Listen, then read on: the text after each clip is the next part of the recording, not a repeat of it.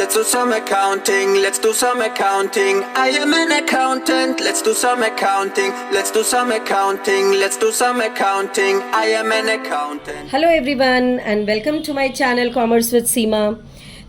मैंने आप लोगों से टिप्स एंड ट्रिक्स शेयर करने की बात करी थी और एक ट्रिक शेयर भी करी थी। second trick in the same episode is related to this chapter 3 which is changes in profit sharing ratio. Students, this is a very simple chapter from your knowledge point of view, from your understanding point of view, but still it's a very important chapter. I would tell you this is the most important chapter. क्यों most important बोल रही हूँ? Because इस chapter में आपके जो concepts, जो basics, जो clarity आएंगी वो आपको हेल्प करेगा पूरी की पूरी पार्टनरशिप अकाउंट्स को सॉल्व करने में. So hence entire remaining chapters which are going to come after this chapter depends upon the logic and the clarity of understanding which you people gain from the chapter of changes in PSR. So ये बात हो गई आपको knowledge देने की, समझाने की. अब हम आते हैं बेसिक टिप पे जो मैंने आपको बोला कि मैं शेयर करूंगी. चैप्टर है changes in profit sharing ratio. Adjustment हम यहाँ पर बात कर रहे हैं किसकी? आपने देखा होगा अभी तक जो इस चैप्टर को गो थ्रू कर रहे हैं और जिन्होंने कर लिया है, इसमें एक क्वेश्चन आता है पास एंड एडजस्टिंग एंट्री या फिर pass the journal entries, relevant journal entries. So pass an adjustment entry or pass the journal entries. There is a simple difference, but this mistake is committed by 60% students. What is the mistake here? In general checking of this question or reading of this question, that is आपने skip किया कि हमने आपसे question में क्या पूछा है, single adjustment entry या फिर journal entries. अगर सिंगल एडजस्टमेंट एंट्री पूछी है तो आपको पूरे नेट इफेक्ट के साथ एक सिंगल एंट्री देनी है. अब ये एंट्री कैसे फाइंड आउट करते हैं, कैसे कैलकुलेट करते हैं? कैलकुलेट करने के लिए यहाँ पर एक ट्रिक है. What is the trick? The trick says the accumulated profits. जितने भी एक्यूमुलेटेड प्रॉफिट्स आपको क्वेश्चन में गिवन हो उन सबको ऐड कर दो. कौन कौन से एक्यूमुलेटेड प्रॉफिट्स होते हैं? Accumulated profits if you see I have given here in detail. It is accumulated profits and reserves. आपके general reserve, contingency reserve, reserve fund, workman compensation reserve, then investment fluctuation reserve, then profit and loss account credit balance. General reserve and contingency reserve, reserve fund which is invested outside the business, workman compensation reserve, investment fluctuation reserve, profit and loss account credit balance. These are all the accumulated profits and reserves. इनमें से question में आपको जो भी given होगा उन सबको यहाँ पर ऐड कर लेंगे. accumulated profits and reserves. इनको ऐड करने के बाद माइनस करेंगे. क्या माइनस करेंगे? प्लस नहीं करना है, माइनस करना है एक्यूमुलेटेड लॉसेस और अनडिस्ट्रीब्यूटेड लॉसेस. अब क्वेश्चन आता है what is undistributed loss? So undistributed loss at the time of change in profit sharing ratio can be any out of these. What are these? Profit and loss account debit balance. See, credit balance is if given it's a profit. Debit balance is if given it is undistributed loss. Please remember this. It's very important for you to understand. Credit balance profit है and debit balance आपका undistributed loss है. Preliminary expenses if it is given in the question, advertisement suspense if it is given in the question, and miscellaneous expenditure account if it is given in the question. तो इन चारों में से कोई भी accumulated या undistributed loss given हो उसको minus करोगे. accumulated profits and reserves add करेंगे, undistributed loss या accumulated loss को हम माइनस करेंगे. with that what do we get? We get the net effect, total amount. What is the net effect of the amount which is to be considered now? Okay, once you get this, after this the second step is to find out the gain or the sacrifice of partners. Gain और sacrifice हम कैसे calculate करते हैं? By applying the formula of sacrificing ratio, that is old ratio minus new ratio. आपने formula apply कर दिया, आपके पास gain and sacrifice of partners आ गया. जब आपके पास वो आ जाता है तो विद दैट आप इस अमाउंट का कैलकुलेशन करते हैं. फॉर एग्जाम्पल गेन आ रहा है एक पार्टनर का 3/10 और सैक्रिफाइस आ रहा है दूसरे पार्टनर का 3/10. तो आप अमाउंट लोगे यहाँ पर, फॉर एग्जाम्पल इट इज 60,000, सो 60,000 का 3/10 करेंगे. 60,000 का 3/10 किया आपने, because this is the gain और द सैक्रिफाइस, राइट. सो ये जब कैलकुलेट किया ये आया टोटल अमाउंट 18,000. 18,000 से हमारी जर्नल एंट्री पास होगी. कैसे पास होगी?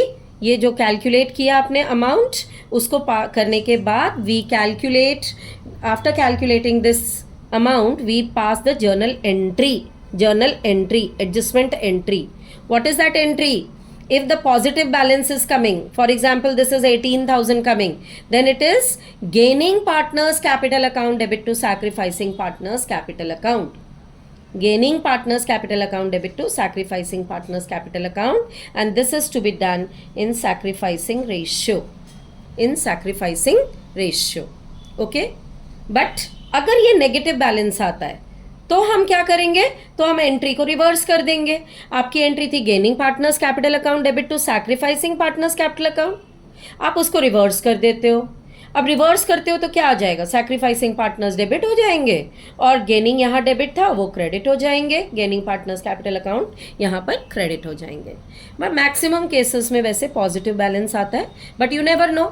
सीबीएसई तो कोई भी सरप्राइज खोलती है बोर्ड एग्जाम में, तो जब अगर बाई चांस ऐसा आए तो my children should be prepared कि in case of negative balance entry को हमें रिवर्स करना है. किसी से पूछना नहीं है, डाउट में नहीं आना है, मार्क्स को लूज नहीं करना और सैक्रिफाइस करने के लिए भी रेडी नहीं होना है बिल्कुल भी, है ना.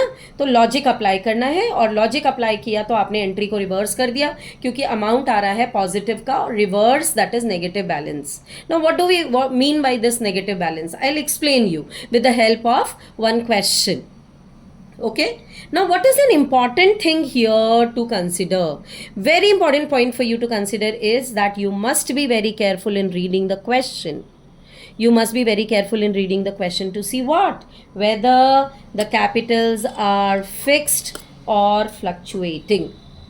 Whether the capitals are fixed or fluctuating. क्यों? इससे क्या फ़र्क पड़ रहा है? बहुत बड़ा फ़र्क पड़ रहा है दोस्तों.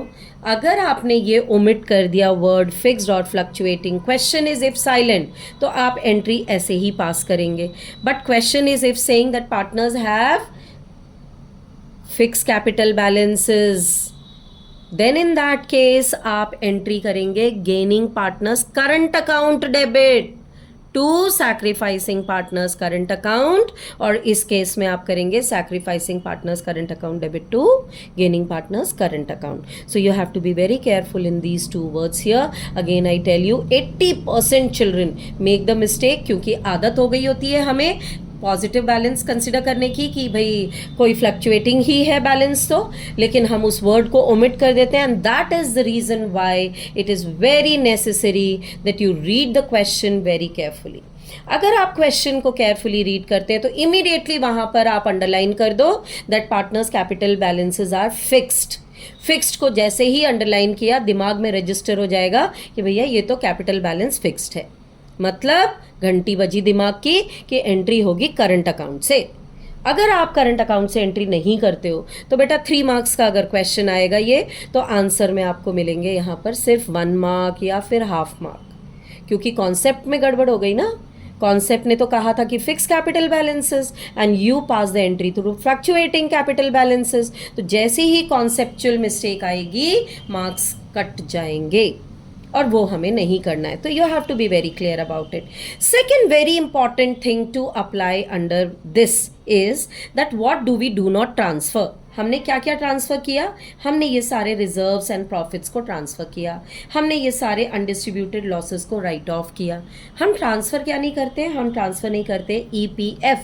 What is EPF? EPF is employees provident fund. हम इसे क्यों नहीं ट्रांसफ़र करते हैं? क्योंकि ये हमारा है ही नहीं, ये फर्म का भी नहीं है. ये किसका है? ये तो प्रोविडेंट फंड है एम्प्लॉयज़ का, जो आपके यहाँ काम करते हैं, रिटायर होंगे तो आपको उन्हें देना है. So this is an amount which does not belong to the firm, it belongs to the employees. Hence it's a liability which can not be taken here for distribution. And second thing which is not transferred here is taxation reserve. अगर by chance आपको इन reserves में एक reserve ये मिल गया taxation reserve, तो उसको आपको ओमिट करना है, बिल्कुल भी कंसिडर नहीं करना है, आप उसको छोड़ देंगे. क्यों? क्योंकि टैक्स किसको देना पड़ता है? आपकी इनकम्स पे जो टैक्सेस आए वो तो गवर्नमेंट को दोगे, दैट्स अ लाइबिलिटी, आपका उसमें कोई रोल ही नहीं है. तो the amount which is to be if given to the government, आप उसको अपने पार्टनर्स में कैसे डिस्ट्रीब्यूट कर सकते हो?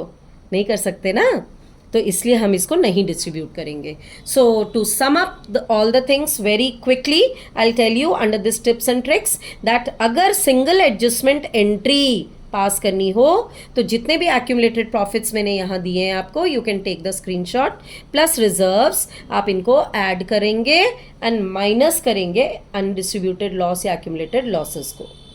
ये माइनस करने के बाद अमाउंट आ जाता है जो अमाउंट आपको डिस्ट्रीब्यूट करना है, but that is the total amount. आपको फाइंड आउट करना है आप गेन और sacrifice of your partners with the help of this formula.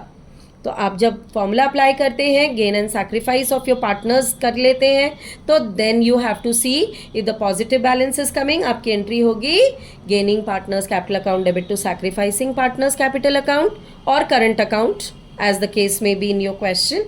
And if it is a negative balance, then your question entry should be reverse of this entry. आप इसको reverse कर देंगे.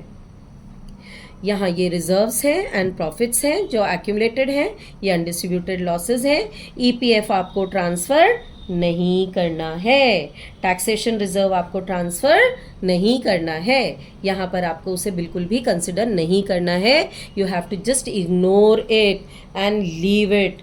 Okay, that's how we pass the journal entry, that is single adjustment entry from your chapter changes in PSR. All right, hope you understand, and if there is still any question you can always put it in the comment section. Video अगर बहुत पसंद आई हो तो आप इसको like, comment and share ज़रूर करिए अपने फ्रेंड्स के साथ, so that everybody can gain. It's gain of everyone, then only we grow and progress.